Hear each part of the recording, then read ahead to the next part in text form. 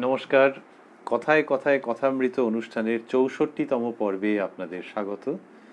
এই অনুষ্ঠান আপনারা দেখছেন প্রাণারাম ইউটিউব চ্যানেলে সপ্তাহে ৬ দিন, সোম থেকে শনিবার রাত্রি ৯টার সময়, এবং ওই চ্যানেলেই অর্থাৎ প্রাণারাম ইউটিউব চ্যানেলেই রবিবার দিন রাত্রি ৯টার সময় থাকছে শ্রীরামকৃষ্ণের একজন পার্ষদের পুণ্য জীবন প্রসঙ্গ।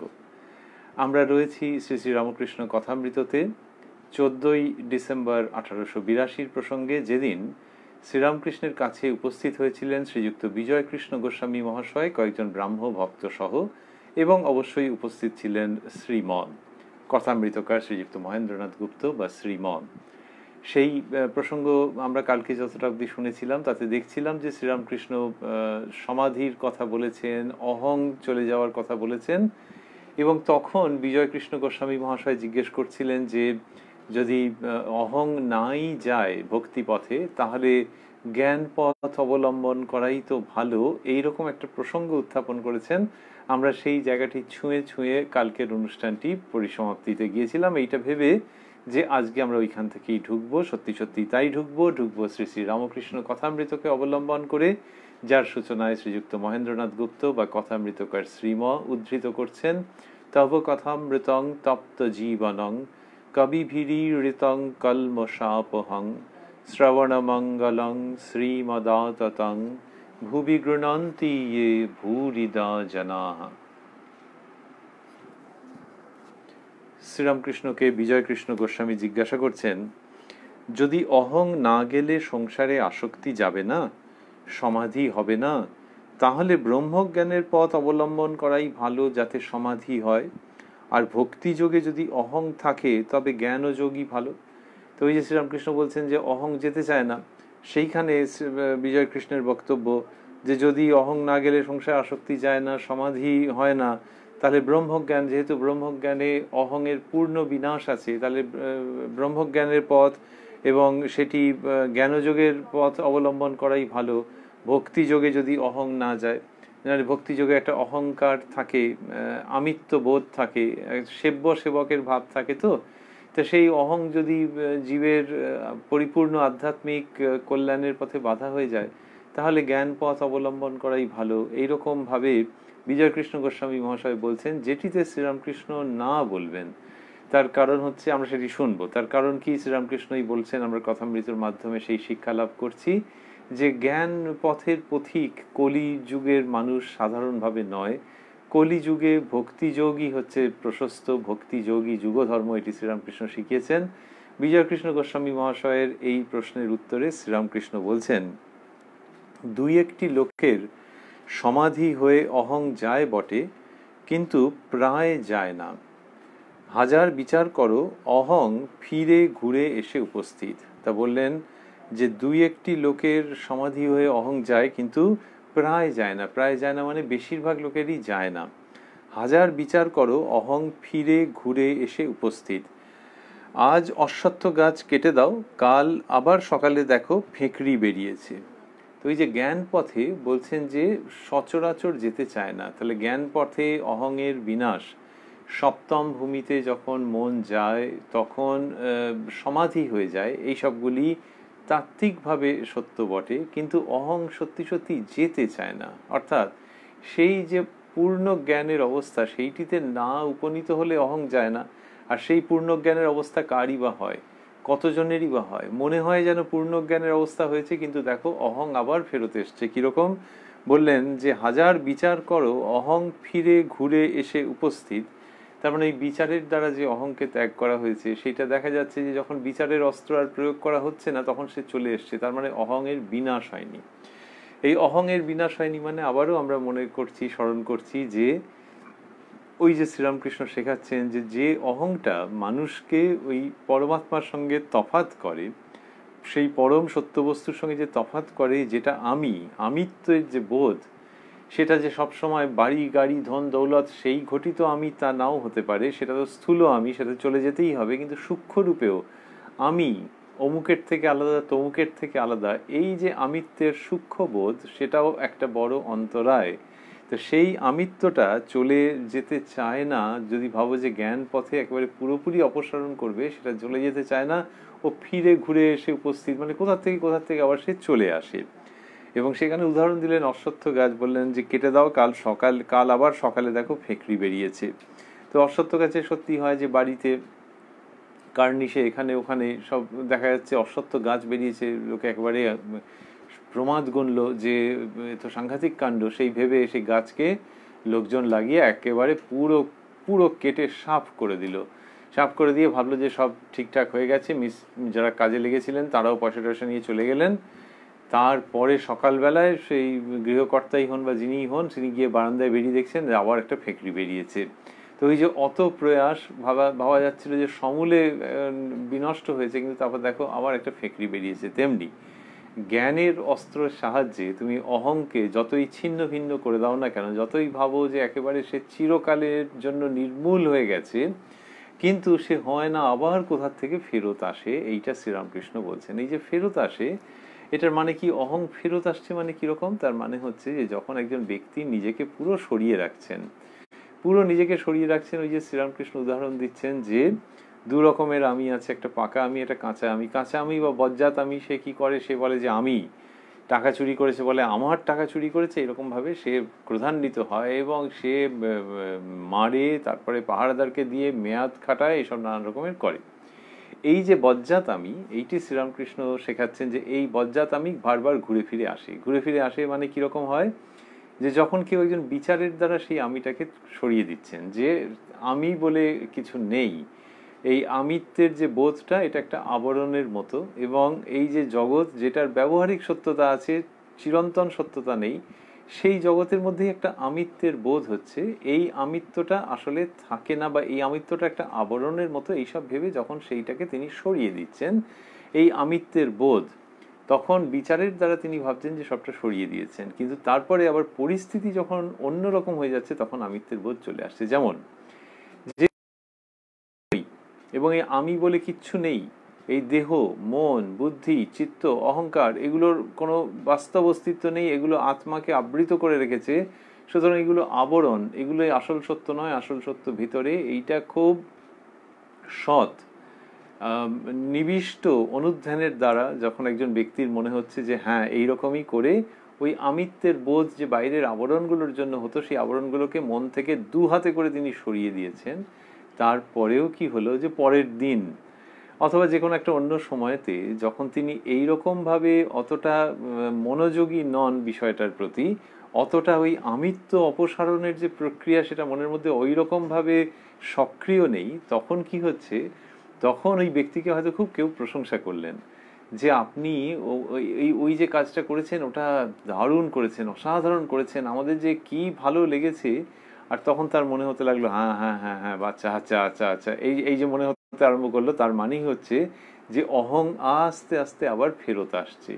অশ্বত্থ গাছের ফেকড়ি আবার বেরুচ্ছে, যে তার মনে হচ্ছে যে আমি এটা করেছি। তখন কিন্তু তার মনে হচ্ছে না যে এই জগতে এক বই দুই নেই, আমি করেছি বলে এই যে লোকগুলি প্রশংসা করছে, এই আমিটাকে খুঁজতে গেলে পাওয়া যাবে না।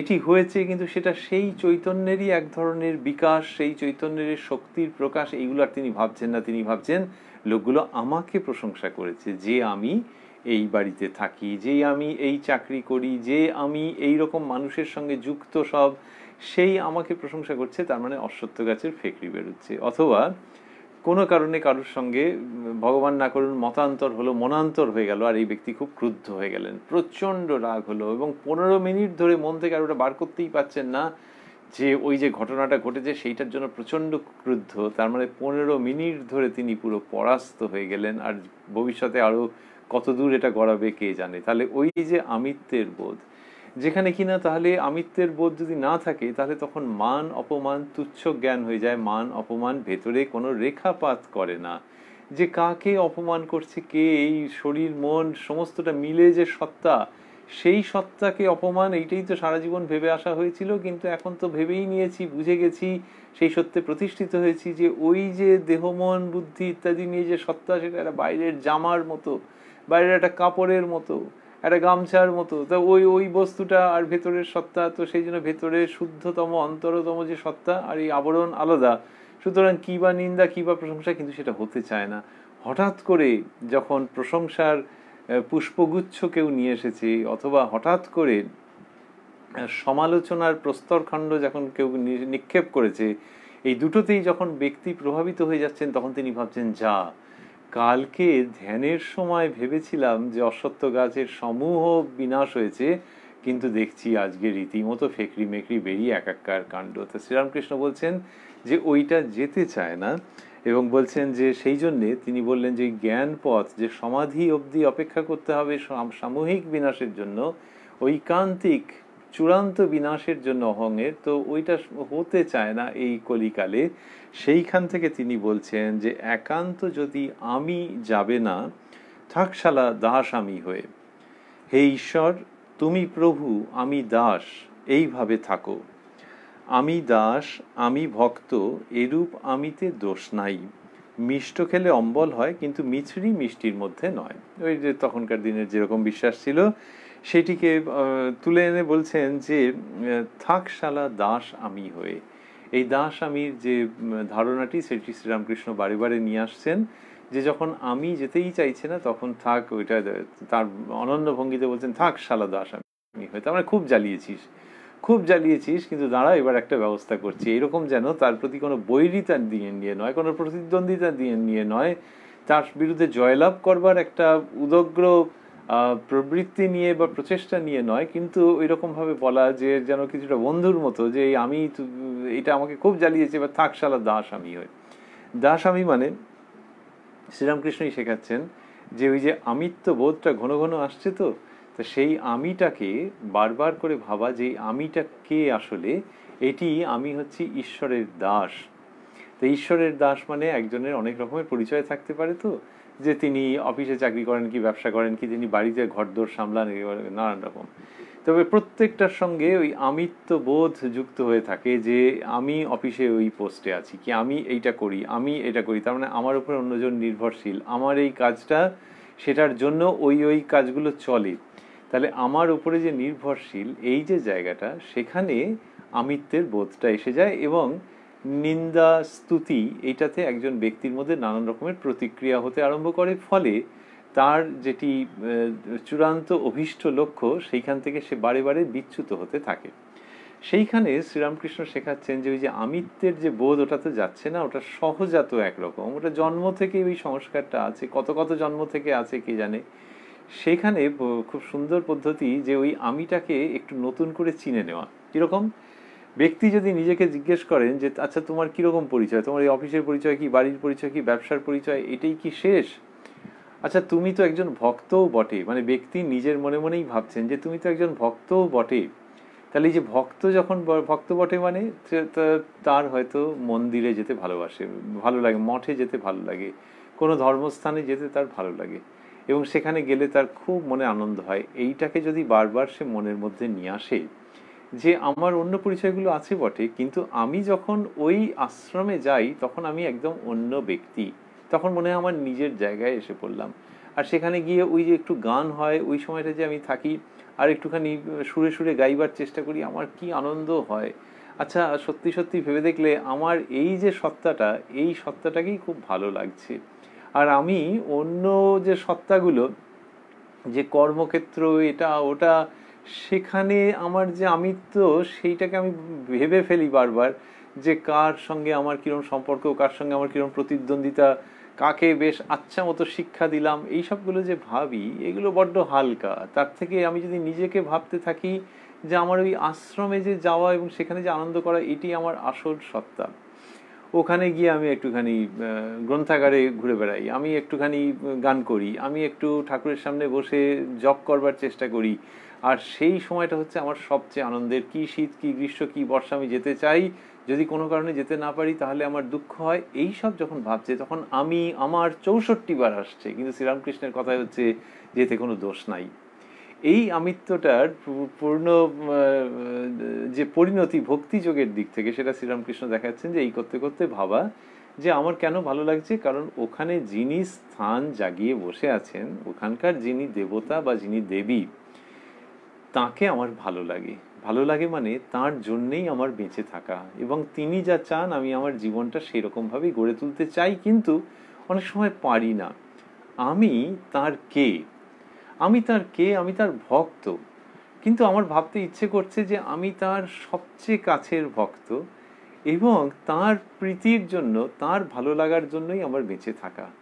তিনি যেকালে বলেছেন যে মনকে শুদ্ধ করতে হবে, পবিত্র করতে হবে, সত্যি কথার মধ্যে থাকতে হবে, অন্য জীবের প্রতি দয়ার ভাব থাকতে হবে, সেইটাই আমি করতে চাই। আমি তার কথা অক্ষরে অক্ষরে পালন করতে চাই, কিন্তু কখনো কখনো পারি না বলে কষ্ট হয়। সেই জন্যে মনে মনে জানি যে আমি তার যে কোনো কথা মুখ থেকে খসানোর অপেক্ষায় যেমন থাকে সেই রকম ভাবে থাকি। কে থাকে মুখ থেকে খসানোর অপেক্ষায়? যে কিনা দাস। এই দাস বললে অনেক সময় মনে হয় কৃতদাস, একটা বাজে শব্দ। কৃত কে কেনেনি, কেউ কেনেনি। স্বেচ্ছায়, স্বেচ্ছায় দাসত্ব। আচ্ছা, দাসত্ব মানে একটা বন্ধন, যে সেই ব্যক্তি বেঁধে রেখেছে, সে ওখান থেকে বাড়ি থেকে বেরোতে দেবে না এই দাসকে, এটা তা নয়। এটা হচ্ছে যে ঢুকে নিজে নিজে ঠিক করা যে আমি তার দাস। তাহলে দাস কথাটা আসছে কেন? আসছে এই জন্যই যে যেমন যিনি দাস তিনি কি করেন, তিনি ভাবেন যে উনি যা চাইছেন আমি সেটা করব। যিনি কিনা শ্রেষ্ঠ দাস তিনি ভাবছেন যে ওকে আবার কষ্ট করে মুখে বলতে হবে, তার আগেই আমি সব বুঝে বুঝে করব। কেন করেন?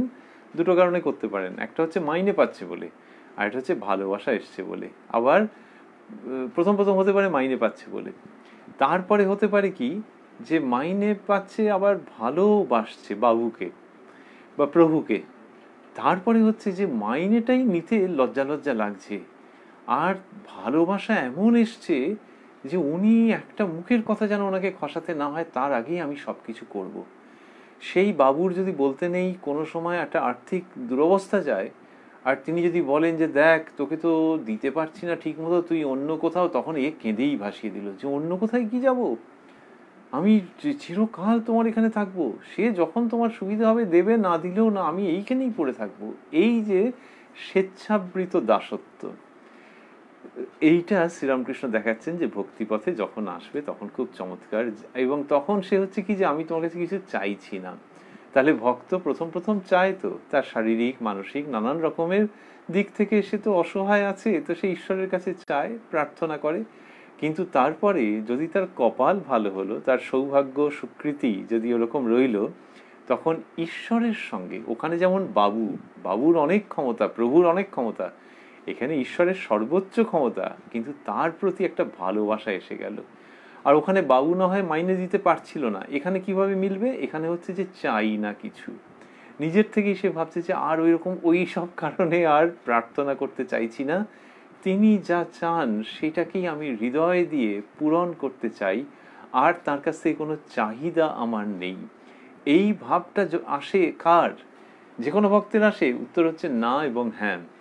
যে কোনো ভক্তেরই আসেন। অনেক ভক্ত তিনি হয়তো অনেক কিছু চাইছেন, তার চাহিদা আছে। আর হ্যাঁ কেন? হ্যাঁ এই জন্যে যে যিনি চাইছেন তার ভেতরেও একটা কোথাও ভালোবাসা আছে। তা না হলে তো তিনি স্থানীয় কোনো নেতা নেত্রীর কাছেই বারবার ঘোরাফেরা করতেন, কিন্তু এই যে ঈশ্বরের কাছে করছেন, তার মানে ভেতরে একটা ভালোবাসার জায়গা আছে যে এইখানেই বলবো, আর অন্য কোথাও যাব না। এই যে একটা ভালোবাসা, এই যে একটা আনুগত্য, এই যে একটা শ্রদ্ধা মিশ্রিত প্রীতি, এইটা হচ্ছে খুব ভরসার জায়গা। যে যেখানে এই প্রীতিটা বাড়তে থাকবে তখন দেখা যাবে তার আর কিছু নতুন করে চাইতে ইচ্ছে করবে না। সেটা হয়তো একদিনে হবে না, একটা নাতি দীর্ঘ প্রক্রিয়া, কিন্তু তারপর চাইতে ইচ্ছে করবে না। মনে হবে যে উনি যা চাইছেন আমি সেইটি করতে চাই। ঠাকুর যেমন চাইছেন, মা শারদা যেমন চাইছেন, সেই রকম ভাবেই জীবনটাকে গঠন করতে চাই। জীবন গঠন মানে নিজে একটা বেশ গড়ে পিটে নিলাম এরকম ভাবেও নয়, ওই তাঁদের কথাতেই মন রেখে তাদের কাছে প্রার্থনা যে তোমরা আমার জীবনটাকে সেরকম ভাবে তৈরি করে দাও। এই যে ভাব যখন আসছে, এবং ঠাকুর শ্রীরামকৃষ্ণ যা চাইছেন সেটার থেকে একটুও এদিক ওদিক করতে চাইছে না যে মানুষ, সেই মানুষের মধ্যে কি হচ্ছে, বা মা শারদা যেরকম ভাবে চাইছেন সেরকম ভাবেই একজন যখন নিজের জীবনের মধ্যে সারাক্ষণ ওইভাবে ভাবছেন, এবং ঠাকুরের বা মায়ের কোনো কথা পড়তে গিয়ে বা কোনো আলোচনা শুনতে গিয়ে যখন দেখছেন যে নিজের জীবনের সঙ্গে একটা জায়গায় ঠিক মতো মিলছে না, নড়চড় হয়ে যাচ্ছে, একটু এদিক ওদিক হচ্ছে, তখন তার মনে খুব কষ্ট হচ্ছে যে ওহো, এই জায়গাটা তো আমি এটা জানি, তো এখান থেকে আমার বিচ্যুতি হয়ে গেছে, না আমি আবার এইটার মধ্যে খুব তাড়াতাড়ি করে ফিরবো, এইটাকে অবলম্বন করব, এটা যখন মনে হচ্ছে তখন কি হচ্ছে, তখন তিনি ওই নিজে ওই একটা স্বেচ্ছাবৃত দাসত্ব সেইটাকে আবিষ্কার করছেন, যে ঠাকুর যা চাইছেন, মা যা চাইছেন, ঠিক সেই রকমটি তিনি করবার চেষ্টা করছেন। এই যে দাসত্ব, এই দাসত্বের কথা বলা হচ্ছে, এটি হচ্ছে দাস ভাব। এটি হচ্ছে দাস ভাব, যে শ্রীরামকৃষ্ণের মা শারদার প্রতি একটা দাস ভাব। তো এইটি শ্রীরামকৃষ্ণ বলছেন যে এটা যখন হবে তখন জানবে যে তোমার ওই ওই ভক্তিপথে ওই দাস ভাবটা এসে গেল। সেইখানে যে আমিত্বটা থাকবে, সেই আমিত্বের তো কোনো দোষ নেই, বরং সেটা ঈশ্বরের দিকে তোমাকে আরো এগিয়ে নিয়ে যাবে। এই যে আমিত্বে দোষ নেই, এইটা শ্রীরামকৃষ্ণ বারবার করে দেখাচ্ছেন এবং বললেন, একান্ত যদি আমি যাবে না, তবে থাক শালা দাস আমি হয়ে। এটা এত বিজ্ঞানসম্মত একটা পদ্ধতি বলে মনে হয়, যে আমিত্বটা যখন যাচ্ছে না, তখন ওই আমিত্ব, অর্থাৎ তিনি যখন ভাবছেন যে আমি ঠাকুরের কথা মেনে চলতে চাই, আমি মায়ের কথা মেনে চলতে চাই, এবং যেখানে মানতে পারি না সেখানে আমার কষ্ট হয়, এই যে আমি আমারগুলো বলছেন, এটা একদিক দিয়ে ভালো হচ্ছে, কেননা ভেতরে ওইটা বলবার প্রবণতা রয়েছে, আমিত্বটা রয়ে গেছে। সেই আমিত্বটা রয়েছে, কিন্তু সেটা এবার ঈশ্বর কেন্দ্রিক হয়ে গেল, ঈশ্বরময় হয়ে গেল, ঈশ্বরের দ্বারা মথিত হয়ে গেল। এতে করে ওই আমিত্বের যে প্রবণতাটা রয়েছে, সেটা যেন একটা সন্তুষ্ট হলো ওই প্রবণতাটা। আবার এই ঈশ্বরের দাস আমি, এই ভাবনাটাও তাকে যেন সেই তরঙ্গের সঙ্গে সঙ্গে যেমন মানুষ এগিয়ে যায়, সেই রকম ভাবে এই আমিত্ব এবং এই দাস আমির ভাবনাটা তাকে যেন ঢেউয়ের মতো ঈশ্বরের পাদপদ্মের দিকে আরো বেশি করে অগ্রসর করিয়ে দিল। তাই জন্য শ্রীরামকৃষ্ণ বলছেন যে এই দাস আমি, একান্ত যদি আমি যাবে না, থাক শালা দাস আমি হয়ে। হে ঈশ্বর তুমি প্রভু, আমি দাস, এইভাবে থাকো। এটি শ্রীরামকৃষ্ণ যে শেখাচ্ছেন, কি চমৎকার ভাবে তিনি এটি এনেছেন এবং একাধিকভাবে একাধিক জায়গায় এই কথাটি বলেছেন। এটি শ্রীরামকৃষ্ণের উক্তির মধ্যে যেমন পাচ্ছি, স্বাভাবিকভাবে সেই উক্তির মধ্যেই আমরা রয়েছি, তেমনি আবার শ্রীরামকৃষ্ণের এই উক্তিকে নিজের জীবনে ব্যবহার করে, প্রয়োগ করে, নিজের জীবনের সঙ্গে অঙ্গাঙ্গী করে নিয়ে, নিজের জীবনে অপূর্বভাবে রূপায়িত করে কত মানুষ কি অদ্ভুত চরিত্র দেখিয়ে গেছেন এবং এখনো যাচ্ছেন, সেটার তো কোনো লেখাজোখা নেই। যারা কি গৃহী মানুষ, তিনি ভেবেছেন যে তিনি ঠাকুরের দাস, তিনি ঠাকুরের কেনা, ঠাকুরের কাছে কিছু চাই ইচ্ছে করছে না, এবং তার সমস্ত সংসারকে তিনি ভাবছেন ঠাকুর এবং মায়ের সংসার, তাঁরাই চালাচ্ছেন। সুতরাং তাদের যা ইচ্ছে, এবার তাদের ইচ্ছে বুঝবেন কি করে? ঠাকুর আর মায়ের ইচ্ছে কি যে কেউ বুঝে ফেলবে না, কিন্তু সেই ভক্ত ভাবছেন তার সাধ্য মতো যে এইটি ঠাকুরের ইচ্ছে, এইটি মায়ের ইচ্ছে, সেইভাবে সংসার যাত্রা নির্বাহ করছেন। এইটা ভেবে নিয়ে যে ওই ভাবাতে যদি কিছু ভুল থাকে তাহলে তারাই সংশোধন করে নেবেন, কিন্তু সংসারের কাজকর্মও করছেন সবটা এটা মাথায় রেখে যে ঠাকুর এবং মায়ের সংসার, তাদের ইচ্ছেতেই সবকিছু চলছে। তারা সংসার জীবন সম্পর্কে, সমাজ জীবন সম্পর্কে তো নেহাত কম কথা বলে যাননি। সুতরাং সেই কথাগুলোকে অবলম্বন করে সমাজে থাকা, সেই কথাগুলোকে অবলম্বন করে সংসারে এগিয়ে চলা, এইরকম যারা ভেবেছেন, তাদের মধ্যে থেকে কি মিষ্টি চরিত্র, কি স্বাভাবিক চরিত্র, কি শক্তিশালী চরিত্র জগৎ দেখেছে এবং এখনো দেখছে। তাই শ্রীরামকৃষ্ণ যখন ওই রকম একটা সম্বোধন দিয়ে বলছেন যে থাক শালা দাস আমি হয়ে, তার মধ্যে যেন মনে হয় যে তার ওই আন্তরিক ওই শব্দটি যে ব্যবহার করেছেন, একাধিক জায়গায় ব্যবহার করেছেন, এই শব্দটি আসলে আশীর্বাদের মতো ঝরে পড়েছে মানুষের উপরে। এবং আজ পর্যন্ত যারা কিনা মাথা নিচু করে শ্রীরামকৃষ্ণের ওই আশীর্বাদ নেবেন, ওই যে একটুখানি ওই রকম ভাষা ব্যবহার করে থাক শালা দাস আমি হয়ে, যিনি আশীর্বাদ গ্রহণ করবেন, ভাবতে ইচ্ছে করে যে তিনি শ্রীরামকৃষ্ণের এবং মা শারদার কৃপায় ওই রকম ভাবে দাসত্বের মধ্যে দিয়ে, স্বেচ্ছাবৃত আনন্দপূর্ণ বন্ধনহীন দাসত্বের মধ্যে দিয়ে জগৎ সংসারকে নতুন ভাবে গড়ে তুলতে পারবেন। আমরা রয়েছি 14ই ডিসেম্বর 1882 প্রসঙ্গে। শ্রীরামকৃষ্ণ এই যে কথাটি বললেন, বলবার পর তিনি বলছেন যে জ্ঞান যোগ ভারী কঠিন, দেহাত্মবুদ্ধি না গেলে জ্ঞান হয় না। কলিযুগে অন্নগত প্রাণ, দেহাত্মবুদ্ধি অহং বুদ্ধি যায় না। তাই কলিযুগের পক্ষে ভক্তিযোগ, ভক্তিপথ সহজ পথ। আন্তরিক ব্যাকুল হয়ে তাঁর নাম গুণগান করো, প্রার্থনা করো, ভগবানকে লাভ করবে, কোনো সন্দেহ নাই। তা বললেন যে জ্ঞানযোগ ভারী কঠিন, আগেও বলেছেন, এখানে বিশেষভাবে বলছেন যে জ্ঞানযোগের জন্যে যে রকম দেহ মন হতে হয় সেটা কলিযুগে নয়। অন্নগত প্রাণ, অন্নগত প্রাণ মানে যে খাবার দাবার খেতে হবে সময় মতো, খাবার দাবার না খেলে তুমি পারবে না, ওইরকম পারবে না। তো খাবার দাবারের প্রশ্ন আসছে কেন? প্রশ্ন আসছে এই জন্যে যে জ্ঞানযোগে মানুষ তো দেহকে অস্বীকার করছে, তো যে দেহ পরম সত্তা নয়, এ দেহ রইল আর না রইল তাতে কি যায় আসে। তাহলে সেটা হলে দেহের ওপর দিয়ে যা যা যাবে, শোক, অসুখ, রোগ ভোগ, সেইগুলোকে নির্বিকার চিত্তে সহ্য করা, সেটা কলিকালের মানুষ পারবে তো? যে কোনো প্রতিকারহীন ভাবে যখন সে আরো অনেক অনেক অনেক অনেক এগিয়ে যাবে জ্ঞানযোগের পথে, তখন কোনো প্রতিকারের চেষ্টা করবে না। সেইভাবে করে দেহের কি হলো না হলো, দেহ রইল কি গেল, এইরকম যে মনোভাব হবে, যে মনকে পুরো দেহ থেকে তুলে নেবে, নিয়ে সেই পরমাত্মায় লীন করে দেওয়ার চেষ্টা করবে, এই রকমটা পারবে তো সেই ব্যক্তির যে প্রকৃতি কলিযুগে। কলিযুগটা এসছে কেন? কলিযুগে এসছে এই জন্যই যে মানুষের বিবর্তনের সঙ্গে সঙ্গে মানুষের দেহের পরিবর্তন হয়েছে, মনের পরিবর্তন হয়েছে। কলিযুগের যেরকম মানসিকতা, কলিযুগের যেরকম মনের জোর, কলিযুগের যে অন্তর্লীন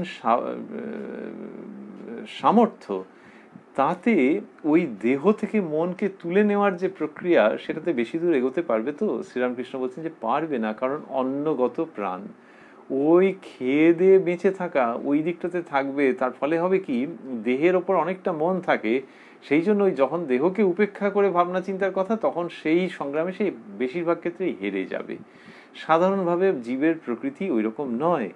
সেই জন্য ভক্তিযোগ, যেখানে কিনা দেহ সম্বন্ধে আসক্তিকে পই পই করে বারণ করা আছে, কিন্তু দেহকে সম্পূর্ণ বিস্তৃত হয়ে, দেহকে অবজ্ঞা করে, দেহকে অতিক্রম করে যে সাধনা, এটা সেই রকম নয়। এইখানে হচ্ছে দেহকে কি ভাবা হচ্ছে? দেহকে ভাবা হচ্ছে একটা মন্দির, দেহকে ভাবা হচ্ছে ঈশ্বর লাভের একটি উপায় বা যন্ত্রের মতো। সেই জন্য দেহের যেটুকুনি যত্ন করা সেইটুকুনি করা, তার বেশি কিছু নয়। খুব অদ্ভুত রকমের এখানে একটা প্রকৃতিগত তফাৎ আসছে। যেই বলা হচ্ছে দেহ মন্দির, তার মানে দেহকে অস্বীকার করা হচ্ছে না, কিন্তু তাই বলে দেহকে নানান রকমের সাজিয়ে গুজিয়ে একটা কিম্ভূত কিমাকার, একদম নয়, খবরদার নয়। মন্দিরকে কি লোকে ওরকম একটা সেই বিরাট আলো টালো দিয়ে ঝলমলে একটা কিছু বস্তু তৈরি করে? তা করে না। মন্দিরের তো একটা কিরকম যেন একটা ধীর স্থির একটা স্তিমিত আলোর মধ্যে সুন্দর দেখতে পাওয়া যাবে, অনেক আলোর ঝলকানি, সেরকম নয়। সেরকম ভাবে দেহটাকে শুদ্ধ রক্ষা করা, দেহটার যে খাদ্য সেইটুকুনি দেওয়া। কেন না, এর মন্দিরে, এই মন্দিরের মধ্যে তিনি আছেন, সেই হিসেবে দেহের যত্ন করা, কিন্তু অতিরিক্ত বিলাস আসক্তি একেবারে নয়। এই যে প্রক্রিয়া, শ্রীরামকৃষ্ণ এটির কথা বারবার শেখাচ্ছেন। এখানে সেটি বলছেন যে জ্ঞানযোগ ভারী কঠিন, দেহাত্মবুদ্ধি না গেলে জ্ঞান হয় না। কলিযুগে অন্নগত প্রাণ, দেহাত্মবুদ্ধি অহং বুদ্ধি যায় না। তাই কলিযুগের পক্ষে ভক্তিযোগ। ভক্তিপথ সহজ পথ, আন্তরিক ব্যাকুল হয়ে তার নাম গুণগান করো, প্রার্থনা করো, ভগবানকে লাভ করবে, কোনো সন্দেহ নাই। কি সুন্দর করে বিজয়কৃষ্ণ গোস্বামী মহাশয়কে বলছেন, এবং সেখানে বললেন যে আন্তরিক ব্যাকুল হয়ে তার নাম গুণগান করো। শ্রীরামকৃষ্ণ এটি শিখিয়েছেন যে যে ভক্তিযোগে যদি এগোতে চাও, আর যদি দেখো যে হ্যাঁ কথাগুলি শুনতে ভালো লাগছে, কিন্তু মনকে সেরকম ভাবে তৈরি করা যাচ্ছে না, কারণ মন সেটুকুনির জন্যও তৈরি নয় যে সে ঈশ্বরের কথাই ভাববে, সে মধুর পরম সত্তার কথাই ভাববে, এরকম ভাবে মন পাচ্ছে না, মন ওই বিষয়াসক্তির দিকে ছুটছে। তাহলে একটা কিছু পথ আছে কিনা যেটাকে যান্ত্রিকভাবে করলে কিছুটা এগোনো যাবে? কারণ ওই মনের শুদ্ধতার যে প্রসঙ্গ, সেই শুদ্ধতাটা মনের সঙ্গে যুদ্ধ করে ঠিক পারা যাচ্ছে না। তাহলে অন্তত যান্ত্রিকভাবে প্রাথমিকভাবে যেটা শুরু হবে সেইটা একটুখানি বলুন না। যেমন ডাক্তারের কাছে অনেক সময় থাকে যে সাংঘাতিক একটা কিছু হয়েছে, ভেতরে কষ্ট রয়েছে, যার জন্য প্রচন্ড জ্বর হয়েছে, হয়তো পেট খারাপ হয়েছে, তার জন্য আবার জ্বর এসে গেছে।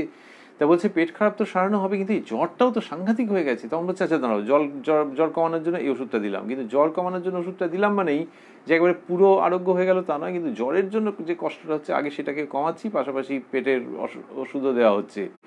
তো ওই যে যেটা সাংঘাতিক, সেটাকে একটা কমানোর কিছু তো একটা বলুন, কিছু একটা উপায় থাকতে হবে। কতকটা সেইভাবে ভক্তিযোগে বলা হচ্ছে যে নাম গুণগান। যে ওই যেমন জ্বরের ওষুধটা টপ করে খেয়ে নিলেই হলো, তেমনি নাম গুণগান কিছুটা যান্ত্রিকভাবেও তো করা যায়। আর খুব একেবারে যান্ত্রিকভাবে নয়, কারণ কে আছে যে সুর পছন্দ করে না? তো সুর তো ভালো লাগে, তো সুরে সুরে যখন কিছু হচ্ছে, তাহলে তুমি আর যদি 7-5 ভাবতে নাও পারো, আসনে বসলে মন যদি অস্থিরও হয়ে যায়, এই নাম গুণগানটা করো না। যে যখন নাম গুণগান যেখানে হচ্ছে সেখানে যাও, ঈশ্বরের নাম যেখানে হচ্ছে সেখানে যাও, গিয়ে সেখানে তার সঙ্গে থাকো। প্রথম প্রথম শুনতে ভালো লাগবে, তারপর দেখবি একটু নিজের মনে হয়তো গুনগুন করতে ভালো লাগছে। আর যদি লজ্জা লাগে যে বেসুরো হয়ে যাবে কিনা, ঠিক আছে, বাড়িতে এসে একটু নিজের মনে করলে, সকাল সন্ধ্যায় করলে, এইটা একটু যান্ত্রিকভাবে যদি শুরু করো, তাহলেই দেখবে জীবন আস্তে আস্তে ছন্দে ফিরতে আরম্ভ করছে। এমনই অদ্ভুত। কি করে হলো, কি করে হলো এরকম? যদি পদার্থবিদ্যা সম্বন্ধে কেউ পড়তে চান, আর যদি বুঝতে না পারেন, তাহলে যেটা লেখা আছে ওইটা যদি বারবার বারবার করে পড়েন, তাহলে কি বুঝে যাবেন নাকি? দেখা গেল আরো যাতা হয়ে গেল, আগেও বুঝছিলেন না, এখনো বুঝছেন না, তো বা এখন আরোই বুঝছেন না। কিন্তু তাহলে এখানে ঈশ্বরের নাম গুণগান করলে হয়ে গেল? তার কারণ হচ্ছে, এটা হবে এই জন্যে যে নাম নামই অভেদ। যে যখন নাম করা হচ্ছে, সেইখানে নামই, অর্থাৎ নামের যিনি অধিকারী, নাম যার, তিনিও সেইখানে এসে উপস্থিত হয়ে যান। এই ভগবানের নামের এইটি হচ্ছে বিশেষত্ব। কে এমন আছে যে কিনা রাম নাম যদি 100 বার করে, যদি উচ্চ সাধক সাধিকা হন, তার তো একবার করলেই হবে, ছেড়ে দিলাম।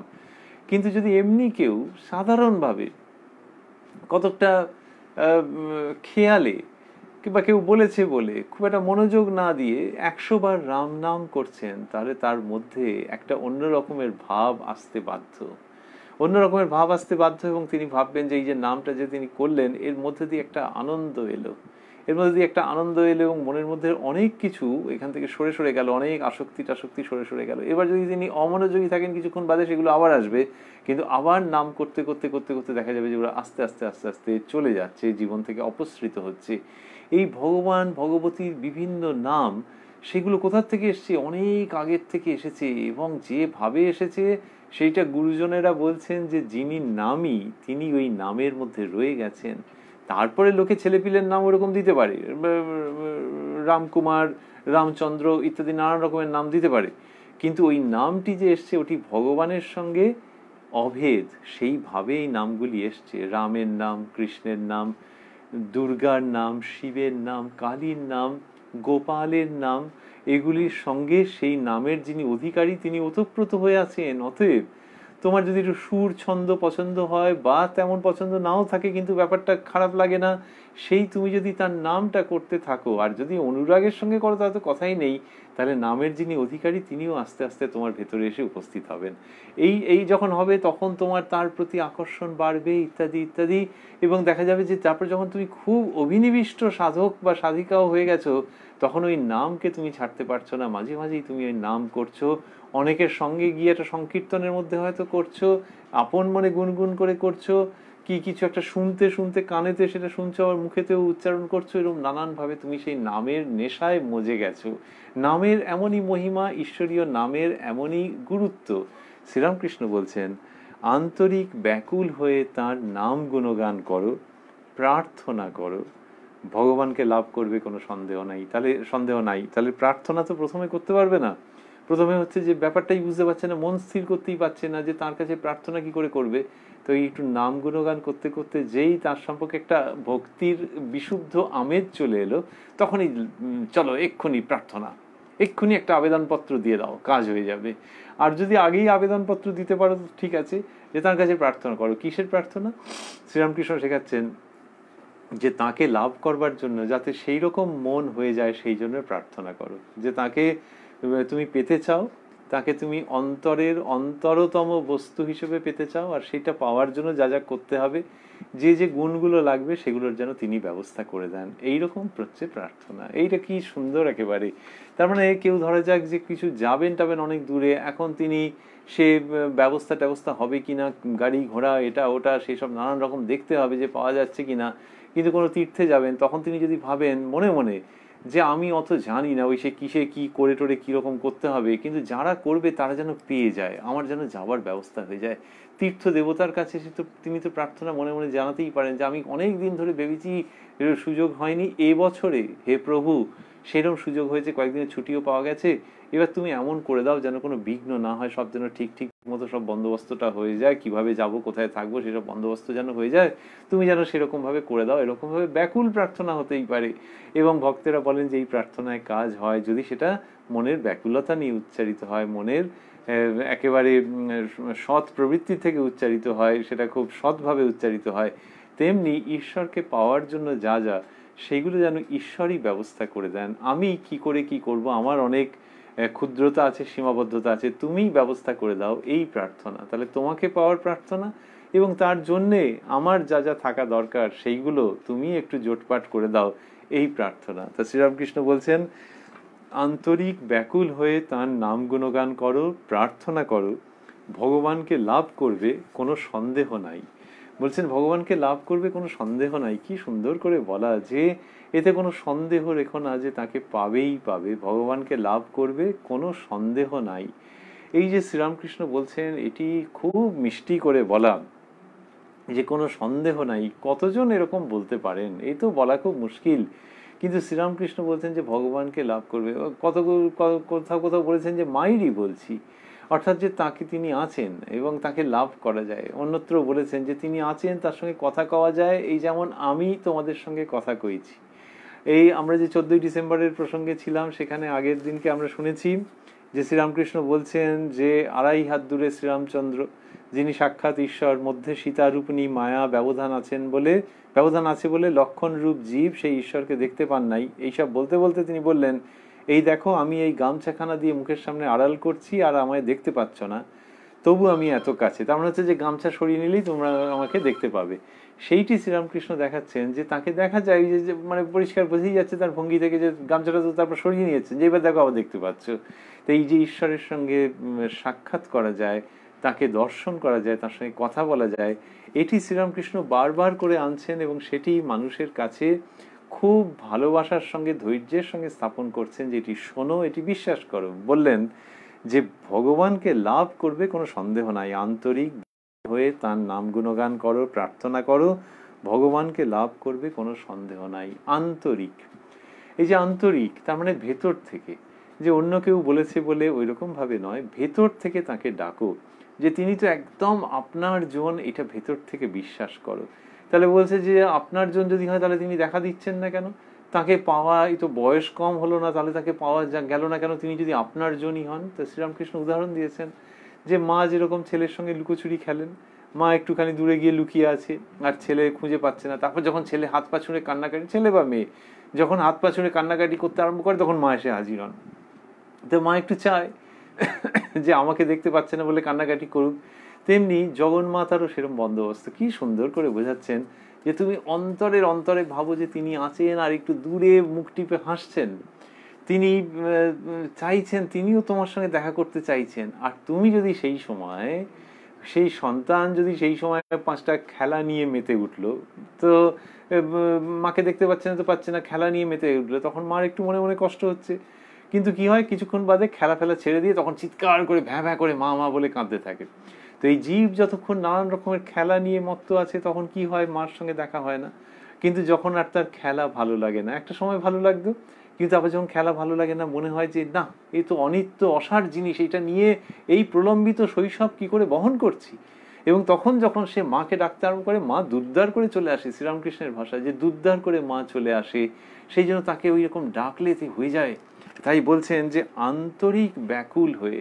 তাহলে এই যে আন্তরিকতা, সেটার স্বরূপ, ব্যাকুলতা সেটার স্বরূপ, শ্রীরামকৃষ্ণ কতভাবে বুঝিয়েছেন, যে ঈশ্বরকে আপনার জন, নিজের জন ভেবে সেইভাবে তাকে ডাকতে হবে, একেবারে জবরদস্ত ডাকতে হবে। শুধু ডাকা মানে মিনমিনে পিনপিনে নয়, একেবারে নিজের লোকের মতো ডাকাত পড়া ভক্তি। তিনি বলছেন এক জায়গাতে, একাধিক জায়গায় শিখিয়েছেন এটি, যে ডাকাত পড়া ভক্তি থাকতে হবে, মারো কাটো লোটো, সেই রকম নিজের বাবা নিজের মা তার সঙ্গে এসপার ওসপার হয়ে যাবে যদি দেখা না দাও, সেই রকম ভাবে তাদেরকে ডাকতে হবে। আন্তরিক ব্যাকুল হয়ে এগুলো করো, নাম গুণগান করো, প্রার্থনা করো, ডাকো, তাহলে তাকে লাভ করবে। এই যে বললেন ভগবানকে লাভ করবে কোনো সন্দেহ নাই, এই সন্দেহ নাই, শ্রীরামকৃষ্ণ বলছেন যে এতে কোনো সন্দেহ নেই যে তুমি লাভ করবে। এই যে তিনি বলছেন, কত মিষ্টি কথা হিসেবে সেটি আসছে। বলছেন কোনো সন্দেহ নেই। সন্দেহ থাকে নাকি? হ্যাঁ, মানুষের সন্দেহ থাকে, যে ঈশ্বর আছেন কিনা, তাকে পাওয়া যায় কিনা, বুঝতে পারে না। এবং সেই সন্দেহটা বিরাট হয়ে ওঠে এক এক সময়। আধুনিক যুগে ওই যে শ্রীরামকৃষ্ণ বলছেন কলিকাল, এই আধুনিক যুগের সন্দেহ বিশাল একটা রূপ নেয়। মানুষ ভাবে বিজ্ঞানই সব কিছু। তা বিজ্ঞান মানে সেটা ঈশ্বর বহির্ভূত নয়, ঈশ্বরেরই রাজ্যে যে নিয়মগুলো, সেই নিয়মগুলো নিয়ে যে চর্চা, তাকেই বলা হচ্ছে বিজ্ঞান। বিজ্ঞান ঈশ্বরের বিরোধী নয়। ঈশ্বর বিজ্ঞান বললে একরকম ঠিক ঠিক হয়। তো ওই কিন্তু লোকে ভাবে যে ওই বিজ্ঞান মানে ঈশ্বর বহির্ভূত কিছু একটা ব্যাপার স্যাপার বুঝি। তা সেরকম তো নয়, কিন্তু লোকের মনের মধ্যে ওই রকম ভাবে এসে যায় যে ঈশ্বরের কথা একটা ঘরে আলোচনা হচ্ছে, বিজ্ঞানের কথা আলোচনা হচ্ছে একটা ঘরে। বিজ্ঞান মানে তো সত্যেরই অনুসন্ধান, আর ঈশ্বর মানে সত্যকে নিয়ে ধরে থাকা। সুতরাং দুটো বিযুক্ত তো নয়ই, দুটো দুটো একাত্ম, কিন্তু আমরা সেটাকে আলাদা করে ফেলি কি হয় যে আধুনিক কাল সেটা যত তথাকথিত আধুনিক হতে থাকে, তত মানুষকে ওই বোঝায় যে এটা বিজ্ঞানের যুগ, এখন আর ওই ঈশ্বর টিশ্বর এইসব বলে তার মনটা ওই রকম একটা খটখটে জায়গার মধ্যে চলে যায়। সেখানে না বিজ্ঞান হয় না ধর্ম হয়। কেননা সত্যি সত্যি যদি বিজ্ঞান একেবারে প্রাগ্রসর বিজ্ঞানের চর্চা হয়, একেবারে খুব আধুনিক অত্যাধুনিক বিজ্ঞানের চর্চা হয়, তাহলে দেখা যাবে যে সেটা দর্শন যে কথা বলে তার সঙ্গে বিজ্ঞানের কথার বিশেষ তফাৎ খুঁজে পাওয়া যাবে না। কিন্তু লোকে এমনিতে ওই বিজ্ঞান ভিত্তিক এসব বলতে গিয়ে যেটা করে ফেলে সেটা হচ্ছে যে ওই মনের মধ্যে সংশয়গুলো আরো বেড়ে যায়, যে জগতে কেউ একজন আছেন, জগতের নেপথ্যে কেউ একজন রয়েছেন, তিনি আবার মানুষের অন্তরের মধ্যে রয়েছেন। যেটা ওই যে সত্তা মানুষের অন্তরে রয়েছে, সেই সত্তা নারীর মধ্যেও যা পুরুষের মধ্যেও তা, সেখানে কোনো তফাৎ নেই, শুধু দৈহিক তফাৎ আছে। সে তো পুরুষে পুরুষে মানসিক তফাৎও আছে, কিন্তু ভেতরে ভেতরে যে সত্তা, সেই সত্তা একই। এই সবগুলো ভাবার অবকাশই পায় না। তার মধ্যে অন্যান্য জিনিসগুলো এমনভাবে ঢুকে পড়লে অসুবিধা ছিল না, কিন্তু তারা বলে যে এই সব কথাগুলো, এগুলো আর চলবে না। এই যে সংশয়, এইটা বিশাল রূপ নেয়। একটা ব্যক্তি, তাকে এমনভাবে শেখানো হচ্ছে যে প্রথম প্রথম ছোট বয়সে একটু হ্যাঁ বিশ্বাস অবিশ্বাস এরকম নিয়েছিল। ওই অবিশ্বাসের যে জায়গাটা ছিল সেটা হয়তো একটা বুদবুদের মতো ছিল, কিন্তু তারপরে সেটাকে এমনভাবে জগৎ জীবন গড়ে তুললো যে সেটা একটা রাক্ষসের মতো হয়ে দাঁড়ালো। এবং তার ফলে এই ব্যক্তির কাছে কেউ যদি একটা ধর্মের ভাবের কথা বলতে চায়, মানুষের চূড়ান্ত অন্তরতম সত্য সত্তার কথা বলতে চায়, সে শোনেই না। কেন না, তখন তাকে গ্রাস করতে এসেছে একটা বিরাট রাক্ষস। সেই রাক্ষসটা তিলে তিলে তৈরি করেছে অন্যরা, সেটা হচ্ছে সংশয়ের রাক্ষস। স্বামী বিবেকানন্দ শ্রীরামকৃষ্ণের সম্পর্কে যে স্তোত্র লিখছেন, তার মধ্যে লিখছেন সংশয় রাক্ষস নাশ মহাস্ত্রম, সংশয় রাক্ষস নাশ মহাস্ত্রম।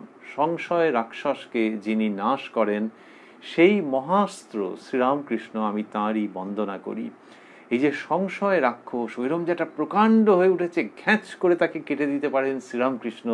কেটে দিয়ে এই ব্যক্তির মধ্যে ঈশ্বরীয় ভাবনার যে স্রোত অবরুদ্ধ হয়েছিল, তার অর্গল উন্মুক্ত করে দিতে পারেন। এবং তখন সেই ঈশ্বরীয় স্রোতের মধ্যে অবগাহন করে এই ব্যক্তি প্রকৃত আনন্দ লাভ করবে। তার যে বিজ্ঞান চর্চা, সেটা ভেসে যাবে না। তার বিজ্ঞান চর্চা নতুন আলোকে, নতুন শক্তিতে, নতুন সৌকর্যে বিকশিত হতে আরম্ভ করবে। ওই সংশয় রাক্ষস মাথার উপরে এমনভাবে ভর করেছিল, এই রামকৃষ্ণরূপ মহাস্ত্র ওই সংশয় রাক্ষসকে ছেদন করে দিচ্ছে আধুনিক কালে। সংশয় রাক্ষস নাশ মহাস্ত্রম। এই গুরুদেব শ্রীরামকৃষ্ণ, তাকে আমি বন্দনা করছি। এটি স্বামী বিবেকানন্দ দেখাচ্ছেন, তার নিজের জীবনে ঘটেছে। তো ওই যে তিনি গিয়ে বলেছেন যে মশাই আপনি কি ঈশ্বর দেখেছেন, তার মানে হচ্ছে তিনি সংশয়াপন্ন। তিনি হচ্ছেন যিনি অজ্ঞেয়বাদী, যে ঈশ্বর আছেন না নেই বুঝতে পারা যাচ্ছে না, সেইটা নরেন্দ্রনাথের মনের অবস্থা। সেদিন বলছে মশাই আপনি কি দেখেছেন। একটা খুব কাতর উক্তিও বটে, অসহায় উক্তি, যে অনেকে অনেক রকম বলছে, এটা কিছুটা বিশ্বাস করতে ইচ্ছে করছে, আবার বিশ্বাস করতে পারাও যাচ্ছে না। অন্তত একটা লোক বলুক, কানে আমি শুনতে চাই চাই চাই, একটা লোক বলুক যে সে ভগবানকে দেখেছে। আর এরা যা বলছে সব গোল গোল গোল গোল কি সব যেন বলে যাচ্ছে। ফলে উনি বিশ্বাসে আসতে চাইছেন কিন্তু পারছেন না। আর যদি না পারা যায় তাহলে তিনি চলে যাবেন, এইরকম মানসিকতা। সেইখানে শ্রীরামকৃষ্ণ বলছেন, হ্যাঁ দেখেছি, এই তোমাকে যেরকম দেখছি তার থেকেও স্পষ্ট ভাবে দেখেছি, আর তোমাকে দেখাতেও পারি। এই শ্রীরামকৃষ্ণ বলছেন। তো একবারে সঙ্গে সঙ্গে সংশয় রাক্ষসকে দ্বিখণ্ডিত করছেন, দ্বিখণ্ডিত করে দিচ্ছেন শ্রীরামকৃষ্ণ। তবে হ্যাঁ, ওই তারপরেও একটু ধকপক ধকপক করতে থাকে। নরেন্দ্রনাথের আর একটু একটু একটু একটু ছিল, মাঝে মাঝে মাঝে মাঝে শ্রীরামকৃষ্ণকে জিজ্ঞেস করেছেন। সেটা কতদিন ধরে ছিল সেটা ওই রাক্ষস তো মরতে সময় লাগে। তো স্বামী বিবেকানন্দ পরবর্তীকালে ভগিনী নিবেদিতাকে বলেছেন যে আমি আমার গুরুদেবের সঙ্গে দীর্ঘ 6টি বছর সংগ্রাম করেছি। তার মানে বেশ একটা অনেক দিন ধরে একটু ধুকপুকুনি ছিল, এবং বলছেন যে 6টি বছর সংগ্রাম করেছি, তাই এই ধর্মপথের প্রতিটি খুঁটিনাটি আমার জানা। ওই ওই তার মানে ওই যে সংশয় রাক্ষস পুরোপুরি নিধন হতে সময় লেগেছে, কিন্তু দেখেছেন যে শ্রীরামকৃষ্ণ যেভাবে সংশয় রাক্ষসকে নিধন করছেন তাতে অপূর্ব, তাতে রক্তপাত নেই, কিন্তু অধ্যাত্ম জীবন সূচনা আছে, সেই জীবনের সূচনা আছে। কোনো কারুর আলাদা করে নিহত হওয়ার যে বেদনা সেটা নেই, কিন্তু নতুন অধ্যাত্ম জন্মের শুভ লগ্ন উপস্থিত হওয়া আছে, নতুনভাবে অধ্যাত্ম জন্মের সূচনা হচ্ছে, আর সংশয় রাক্ষস সেটি নিহত হচ্ছে। এই নিহত হওয়ার মধ্যে কোনো ক্রোধ নেই, কোনো হিংসা নেই, কিন্তু এই বিনাশের মধ্যে, এই অশুভের বিনাশের মধ্যে ওই শুভ আধ্যাত্মিকতার সূচনা নিহিত হয়ে রয়েছে। হ্যাঁ, সেটি নরেন্দ্রনাথের ক্ষেত্রে 6টি বছর ধরে তিলে তিলে হয়েছে, কিন্তু তিনি দেখেছেন যে এই রামকৃষ্ণ রূপ মহাস্ত্র, তিনি পারেন আধুনিক যুগের যে সংশয় রাক্ষস তাকে নাশ করতে। তো সেইটি যে শ্রীরামকৃষ্ণের সম্পর্কে তার অভিজ্ঞতা হয়েছে নরেন্দ্রনাথের, আমরা কথামৃততে বিভিন্ন জায়গায় দেখতে পাচ্ছি যে এটি পাচ্ছি। কি পাচ্ছি?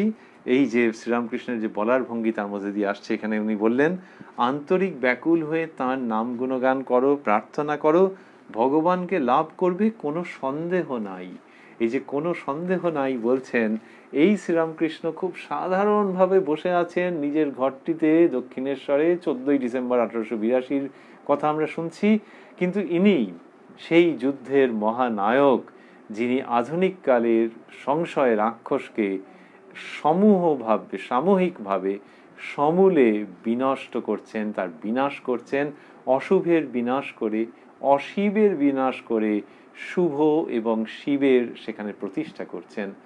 আর বলছেন শ্রীরামকৃষ্ণ যে যেমন জলরাশির উপর বাঁশ না রেখে একটি রেখা কাটা হয়েছে। তাহলে যে অহংয়ের কথা বললেন, যে ভক্তের যে অহং, যে অহংটা কিনা কিরকম হয়, ভক্তের আমি থাক শালা দাস আমি হয়ে, এই দাস আমিতে কোনো দোষ নাই, এই কথা উনি বললেন। সেটিকে আরেকটু ব্যাখ্যা করে বলছেন, যেমন জলরাশির উপর বাঁশ না রেখে একটি রেখা কাটা হয়েছে, যেন 2 ভাগ জল, আর রেখা অনেকক্ষণ থাকে না। দাস আমি কি ভক্তের আমি কি বালকের আমি, এরা যেন আমির রেখা মাত্র। জলরাশির উপর বাঁশ, এটা কিরকম ব্যাপার? ওই যে বলেছিলেন আগে যে যদি জলরাশি যে রয়েছে তার উপর একটা যদি কিছু থাকে, তা একটা লাঠি ফেলে রাখা থাকে, তাহলে মনে হয় যেন 2 ভাগ জল। তো এইটা আমাদের যে আমিত্ব, ওটা ওই রকম করে ফেলে যে ওই দিকটা ঈশ্বরের জগৎ, এই দিকটা মনের জগৎ, মানে ব্যক্তির মনের জগৎ, কিন্তু আসলে একই।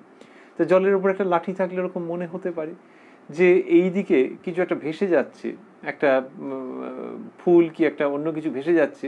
তো লোকে বললো এই লাঠির এই দিকে, মহা মুশকিল হয়ে গেল যে আবার জলের মধ্যেও আবার এদিক ওদিক, কিন্তু হ্যাঁ বলছে যেটা সেটা ভুল নয়, লাঠিটা রয়েছে তো, বলছে এই যে এদিকে আছে এদিকে আছে, আবার একজন হাতে করে তুলে নিয়ে ওদিকে বলে ওই লাঠির ওদিকে চলে গেল। তাহলে এই এদিক ওদিকটা ওই জলরাশির ক্ষেত্রে কিরকম ছেলে মানুষই, যে একটা বিশাল জলরাশি, তার মধ্যে শ্রীরামকৃষ্ণ বলছেন যে জলরাশি, তো বিশাল জলরাশি, তার মধ্যে আবার এই লাঠিটা ফেলে কেউ বলছে এদিকে আছে, কেউ বলছে ওদিকে আছে, কেউ বলছে এই তুই ভুল দেখেছিস, ওটা তো এদিকেই আছে। বড্ড বাড়াবাড়ি হয়ে যাচ্ছে, ছেলে মানুষই হয়ে যাচ্ছে, যে ওই জলরাশির মধ্যে আবার এদিক ওদিক কি। সেই রকম ঈশ্বর এবং মানুষ, পরমাত্মা এবং জীবাত্মা, এর মধ্যে কোনো ভেদ নেই।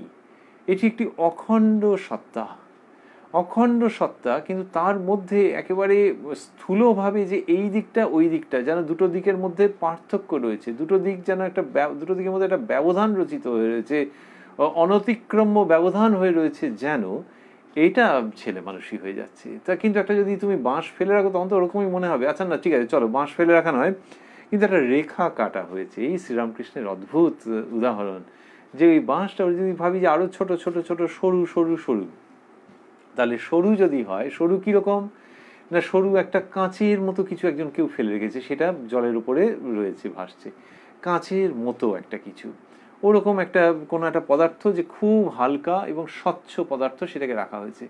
এখন সেইটে রাখার পর কাউকে যদি জিজ্ঞেস করা যায় ফুলটা কোন দিকে আছে বলো তো, সে তখন বলবে এই রে বুঝতে পারছি না তো, বুঝতে পারছি না তো, ওই যেটা রাখা আছে ওটাকে বুঝতে অনেক সময় লাগে, তারপর অনেকক্ষণ বাদে হয়তো বলবে এইদিকেই আছে মনে হচ্ছে।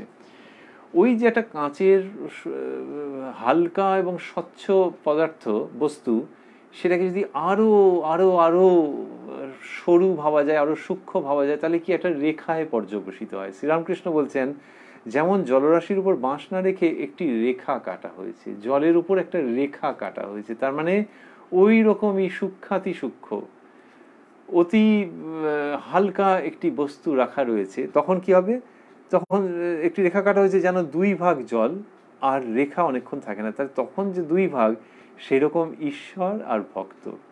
ঈশ্বর আর ভক্ত, সেটা কোন ভক্ত? যার আমি হচ্ছে দাস আমিতে পর্যবসিত হয়েছে, যার আমি দাস আমিতে পর্যবসিত হয়েছে, তার সঙ্গে ঈশ্বরের ব্যবধান কিরম জানো?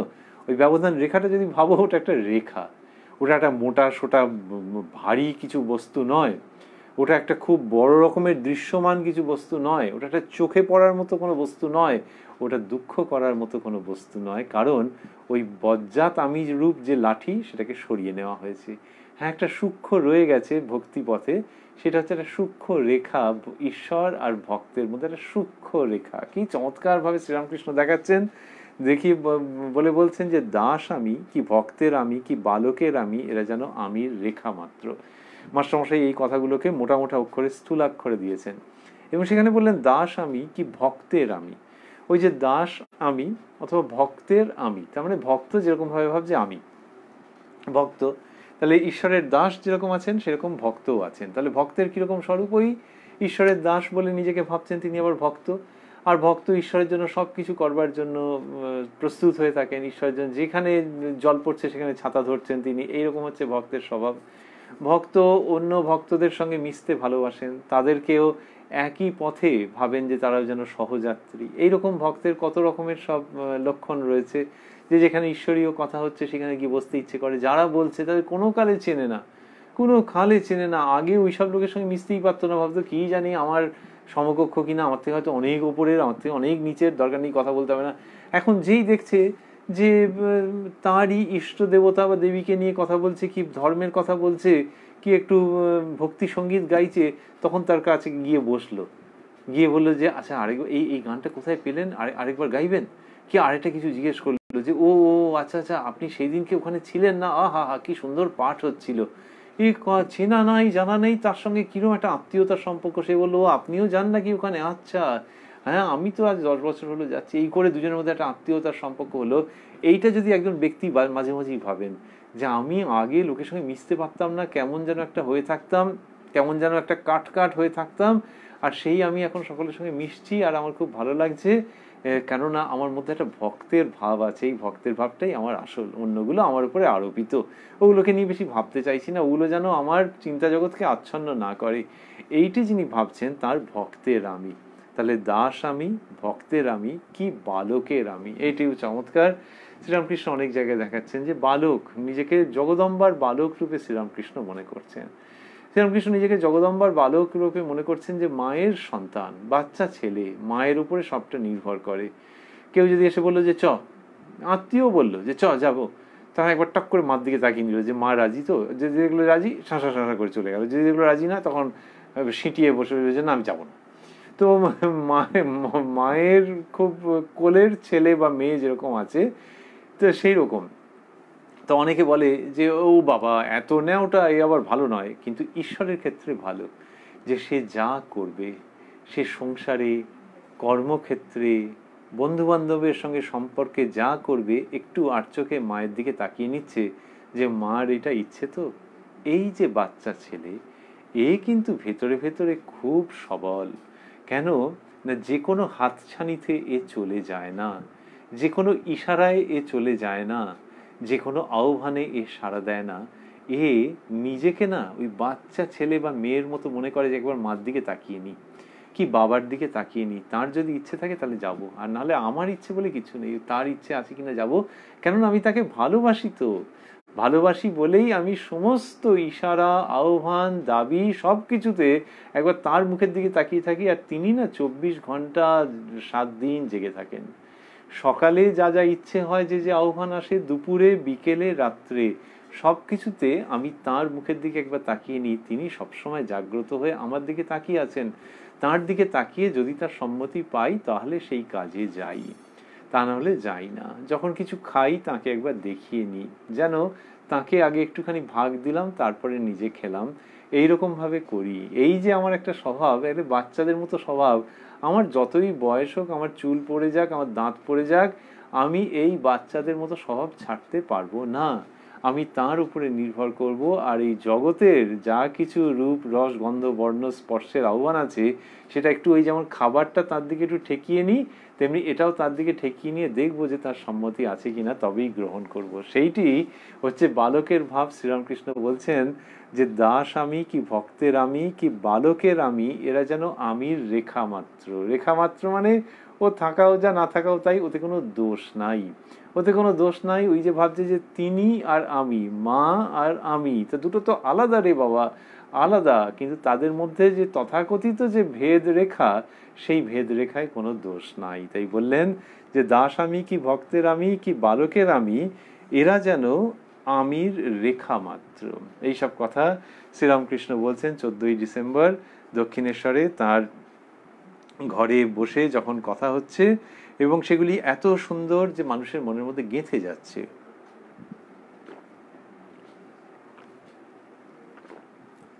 আমরা এইসব কথার মধ্যে রয়েছি। আমরা রয়েছি শ্রী শ্রী রামকৃষ্ণ কথামৃতের মধ্যে, যেটি সপ্তাহে 6 দিন আপনারা দেখতে পাচ্ছেন প্রাণারাম ইউটিউব চ্যানেলে রাত্রি 9টার সময়। আর এই প্রাণারাম ইউটিউব চ্যানেলেই রবিবার দিন রাত্রি 9টার সময় থাকছে শ্রীরামকৃষ্ণের একজন পার্ষদের পুণ্য প্রসঙ্গ। গত রবিবার আমরা শুনেছি গুরুগত প্রাণ রামকৃষ্ণানন্দ, এই শীর্ষক আলোচনা। আমরা আজকে মোটামুটি এইরকম জায়গাতেই শেষ করব। আমরা রয়েছি উদ্বোধন কার্যালয়ের প্রকাশিত যে শ্রী শ্রী রামকৃষ্ণ কথামৃত, তার 122 পৃষ্ঠায়। অন্যরাও যদি এই প্রসঙ্গটিকে সন্ধান করবেন, অন্য যে কোনো প্রকাশনার গ্রন্থে যদি এই প্রসঙ্গটিকে সন্ধান করেন, তাহলে 14ই ডিসেম্বর 1882 জায়গাটি, যেখানে দক্ষিণেশ্বরের শ্রীরামকৃষ্ণের কাছে শ্রীযুক্ত বিজয়কৃষ্ণ গোস্বামী মহাশয় উপস্থিত হয়েছেন, সেই দিনটিকে অনুসরণ করলেই এরকম জায়গা পেয়ে যাবেন। এইটি নিয়েই আমরা আগামীকাল ফিরবো আপনাদের সকলের সঙ্গে এই অনুষ্ঠানে রাত্রি 9টায়। এবং শেষ করতে করতে ভাবছি যে এই যে শ্রীরামকৃষ্ণ শেখাচ্ছেন, যে এরপরে বিজয়কৃষ্ণ গোস্বামী মহাশয় আরো প্রশ্ন করবেন, এবং সেটা শ্রীরামকৃষ্ণ কি সুন্দর সুন্দর করে সব তার উত্তর দেবেন, সেটা আমরা আগামীকাল শুনবো। কিন্তু আজকে ভাবছি যে এই যে উদাহরণ দিচ্ছেন যে জলরাশির উপর বাঁশ না রেখে একটি রেখা কাটা হয়েছে যেন 2 ভাগ জল, আমাদের সেটা ভাবতে ইচ্ছে করছে যে 2 ভাগ জল, ওইদিকে একটা আর এইদিকে একটা, কিন্তু মাঝখানে একটা সূক্ষ্ম রেখার মতো, সেই রেখাটাতে কোনো দোষ নাই শ্রীরামকৃষ্ণ বলছেন। আমাদের ক্ষেত্রে ওই রেখা মানে কি একটা একটা এমন কিছু একটা মাঝখানে রয়েছে, যে মাঝখানে যেটা রয়েছে তার এদিক ওদিক, তো তিনি বলছেন রেখা। আর রেখাটাকে ওরকম বোঝানোর জন্য তিনি বললেন যে যেন আছে কিন্তু নেই, আর সেটা থাকা মানে হচ্ছে যে ওইটার মাধ্যমেই যেন এদিক ওদিক হচ্ছে, এমন নয় যে ওটা আছে বলে কোনো একটা বন্ধন হয়ে যাচ্ছে যে এদিকের সঙ্গে ওদিকের যোগাযোগ হচ্ছে না।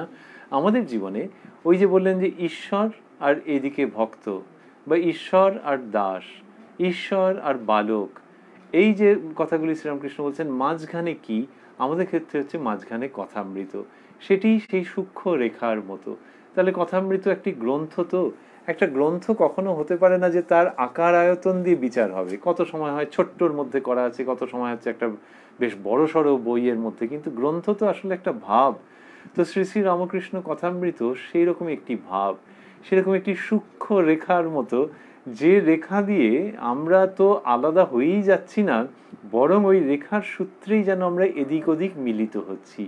এদিকের যে সত্তা, ওদিকের যে সত্তা, এদিকের যে ভক্তবৃন্দ, আর ওদিকে ওই যাদেরকে আপনারা ছবিতে দেখতে পাচ্ছেন, পটে দেখতে পাচ্ছেন, সেই ঠাকুর মা স্বামীজির অভয় আনন্দের সাম্রাজ্য।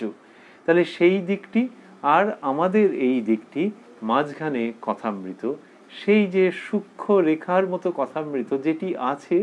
আর ভাবতে খুব ভালো লাগছে যে হ্যাঁ এটি আছে, এর মধ্যে দিয়ে আমরা এদিক ওদিকের মধ্যে যেন চালাচালি করতে পারছি। শ্রীরামকৃষ্ণ আমাদের কাছে আসছেন কথামৃতের মধ্যে দিয়ে, আর আমরা কথামৃতকে অবলম্বন করে কথামৃতকে স্পর্শ করতে করতে যেন শ্রীরামকৃষ্ণের পাদপদ্ম স্পর্শ করতে অগ্রণী হচ্ছি, সেই সৌভাগ্যের সেই সুকৃতির প্রত্যাশী হয়ে থাকছি।